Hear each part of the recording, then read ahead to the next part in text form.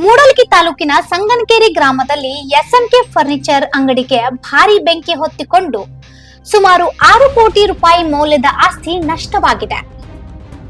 ಮಾಹಿತಿಯ ಪ್ರಕಾರ ಮುಂಜಾನೆ ಸುಮಾರು 3 ಗಂಟೆ ವೇಳೆಗೆ ಶಾರ್ಟ್ ಸರ್ಕ್ಯೂಟ್ ನಿಂದ ಬೆಂಕಿ ಹತ್ತಿಕೊಂಡಿರುವ ಶಂಕೆ ವ್ಯಕ್ತವಾಗುತ್ತಿದೆ. ಶಿವಲಿಂಗ್ ಪಾಟೀಲ್ ಅವರಿಗೆ ಸೇರಿದ ಫರ್ನಿಚರ್ ಅಂಗಡಿ ಕ್ಷಣಾರ್ಧದಲ್ಲೇ ಸಂಪೂರ್ಣವಾಗಿ ಬೆಂಕಿ ಆಹುತಿಯಾಗಿದೆ.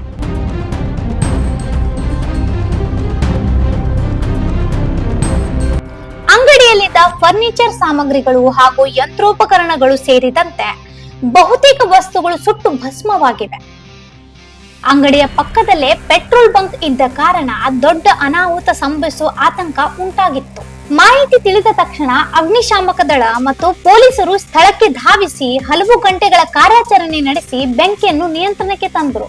ಈ ಘಟನೆ ಘಟಪ್ರಭಾ ಪೊಲೀಸ್ ಠಾಣೆ ವ್ಯಾಪ್ತಿಯಲ್ಲಿ ನಡೆದಿದ್ದು, ಘಟನೆ ಕುರಿತು ಹೆಚ್ಚಿನ ತನಿಖೆ ಮುಂದುವರೆದಿದೆ. ಇಂತಹ ಇನ್ನೂ ಅಪ್ಡೇಟ್ಗಳಿಗಾಗಿ ಫಾಲೋ ಮಾಡಿ ವಾಯ್ಸ್ ಆಫ್ ಮೆನುಗ್ರಾಮ್ಗೆ.